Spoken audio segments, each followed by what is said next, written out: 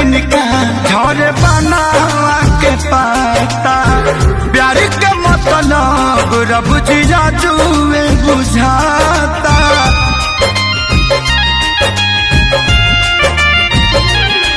हम इनका से तनिको खफा नहीं खी काहे की जान बेवफा नहीं खी।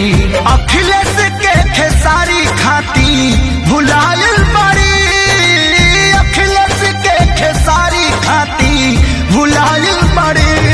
हमर जान आज हर